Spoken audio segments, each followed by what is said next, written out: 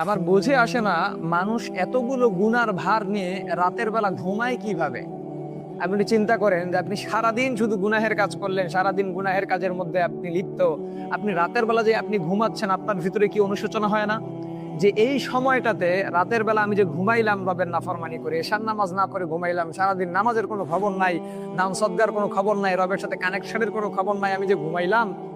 এমন সময় যদি মালাকুল মাউত আমার কাছে আসে, আমার যদি জানটা নিয়ে যায়, তো আল্লাহ পাক রব্বুল আলামিনের সামনে দাঁড়িয়ে আমি জবাবটা কি দিব? আপনি আল্লাহ পাক রব্বুল আলামিন যদি আপনাকে বলে যে তুমি আমার রিজিক খাইছো কিন্তু আমার নাফরমানি করছো কেন, আজকে জবাব দিয়ে তারপরে যাও, আপনার জবাব দেওয়ার কোনো জায়গা থাকবে না। আল্লাহ পাক ফেরেশতারা যখন আপনাকে জিজ্ঞাসা করবেন মান রব্বুকা ওয়া মা দীনুকা ওয়া মা নাবিয়ুকা, কি কি করছো দুনিয়ার মধ্যে, তোমার রবকে, নবীকে। হাদিসের মধ্যে আসছে, সহিহ বুখারীর বর্ণনা এবং মিশকাতের হাদিসের মধ্যে আপনি পাবেন রাসূল সাল্লাল্লাহু আলাইহি ওয়াসাল্লামের একটা পিকচার দেখানো হবে মানুষদেরকে। এই পিকচার দেখিয়ে বলা হবে তুমি কি এই ব্যক্তিটাকে চিনো? দেখেন, রাসূল সাল্লাল্লাহু আলাইহি ওয়াসাল্লামের পিকচার আপনি দেখতে পাচ্ছেন, রাসূলকে আপনি সরাসরি দেখতে পাচ্ছেন, এটা আপনার শুকরিয়া আদায় করা দরকার। কিন্তু আপনি তখন কি বলবেন? যে না, লা আদরি, আমি এই ব্যক্তিটাকে চিনি না।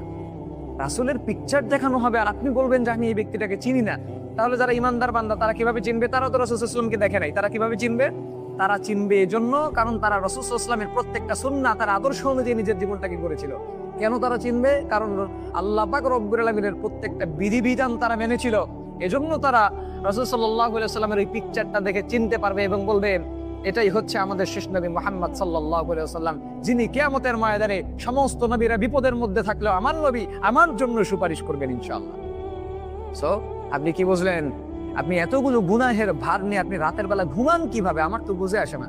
আপনি চিন্তা করেন সারাদিন কি কি করলেন, বালিশের মধ্যে মাথা লাগান। এক হাদিসের মধ্যে আসছে রাসূল সাল্লাল্লাহু আলাইহি ওয়াসাল্লাম বলছেন তুমি সারাদিনে কি করলা না করলা, রাতের বেলা সুন্দর করে বালিশের মধ্যে মাথা লাগে। বালিশের কথাটা হাদিসের মধ্যে নাই, আমি বলছি যে আপনি রাতের বেলা বালিশের মধ্যে মাথা লাগায় আপনি একটু চিন্তা করেন যে আসলে আমি আজকে সারাদিন কি কি ভালো কাজ করলাম, কি কি খারাপ কাজ করলাম। আপনি নোটিস করেন, আপনাকে যে খাতায় লিখে নোটিস করতে হবে এমনটা না। আপনি একটু নিজে নিজে কল্পনা করেন যে এই কাজটা ভালো করলাম, এই কাজটা খারাপ করলাম। খারাপ কাজকে এক সাইডে রাখেন, ভালো কাজকে এক সাইডে রাখেন। রাখার পরে এখন আপনি চিন্তা করেন যে আমাকে খারাপ কাজগুলো ছেড়ে দিতে হবে, ভালো কাজগুলোর দিকে আরো অগ্রসর হতে হবে, ভালো কাজগুলো আমার বাড়াতে হবে। যখন আপনি ভালো কাজগুলো বাড়াতে থাকবেন, এভাবে আপনি কল্পনা করতে থাকবেন প্রতিদিন রাতে, আপনি দেখবেন আপনার মাইন্ডসেট আপনি এমন হয়ে যাবে যে আপনি ভালো কাজের চিন্তা ছাড়া আপনার খারাপ কাজের চিন্তা আপনার কল্পনায় আসবে না। আপনি কি বুঝলেন?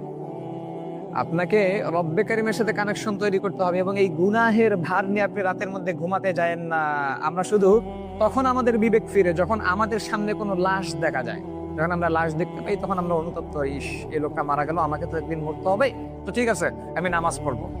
তা আধা ঘন্টা পরে যে মাগরিবের রক্ত হইলো, আধা ঘন্টা পরে আসরের রক্ত হইলো বা ঈশার রক্ত হইলো, ওই দেখেন ওই ওয়াক্তের সময় এই 2 মিনিটের জন্য আল্লাহর কথা আপনার স্মরণ হয়েছিল, তখন মনে হচ্ছিল যে না আমাকে রবের দিকে ফেরা দরকার। আবার ওই 2 মিনিট পরে শয়তান আপনাকে এমন ধোঁকা দিল যে আপনি আবার হারামের দিকে চলে গেলেন।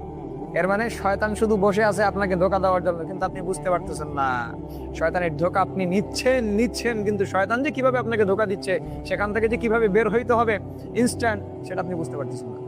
এজন্য এই সমস্ত শয়তানি ধোঁকা থেকে বের হন, রব্বে কারিমকে চিনতে শিখেন। এই গুনাহের ভার নিয়ে রাতের বেলা ঘুমাতে যায় না। মালাকুল মউত যদি আসে কিয়ামতের দিন, যদি আল্লাহ আপনাকে জিজ্ঞাসা করে, বাঁচার কোনো পথ আপনার থাকবে না।